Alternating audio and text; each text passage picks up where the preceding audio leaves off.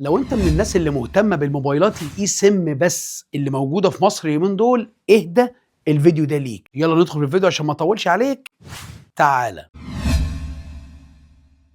الفترة دي من ساعة ما ظهر الاي سم في مصر واشتغل في مصر، كمية موبايلات اي سم نزلت السوق، وغالبا السوق الاونلاين كبيرة جدا. يعني موبايل بيشتغل اي سم بالشريحة الالكترونية وما بيركبلوش اي خطوط، وثلاث ارباع الموبايلات دي دايما جاية من الخارج وجاية من امريكا. تعال اقول لك على شوية خطوات تعملها عشان ما يتنصبش عليك، لان غالبا بنسبة 90% من الموبايلات دي هتلاقيها بتتباع اونلاين، مش بتتباع في محلات. فلو انت خدت على عينيك يا صديقي، اعرف ان انت ربنا يعوض عليك في الفلوس. ليه بقول لك ان فيها مخاطرة؟ ان انت لما تشتري موبايل اي سم من اي حد مجهول او من على الاونلاين، من حد قابلته في محطة مترو ولا في اي حاجة، ممكن يتنصب عليك يا صديقي. ده لان الشركات اللي هي بره في امريكا وفي اوروبا بتطلع موبايلات اي سم، الموبايل ده بيبقى بنسبة كبيرة ممكن يكون عليه فواتير، او ممكن يكون كان متاخد من شركات الاتصالات عن طريق القسط. فمعروف بره ان الموبايل لو ضاع منك او اتسرق منك، بتقدر ان انت تعمل محضر وتروح الشركة بتاخد موبايل بديل ليه. ده معروف في اوروبا ومعروف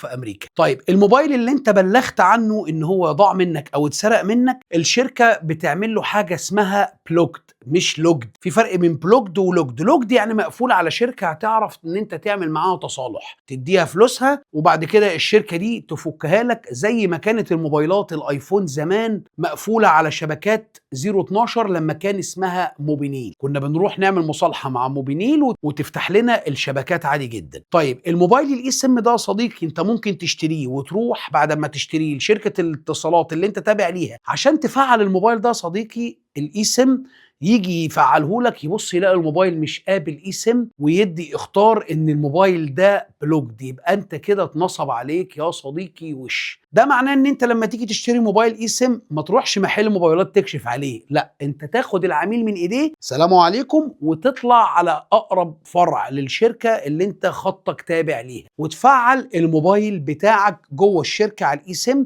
وتتأكد ان هو اشتغل 100%، اتصال، استقبال، نت، كل حاجة شغالة تمام التمام.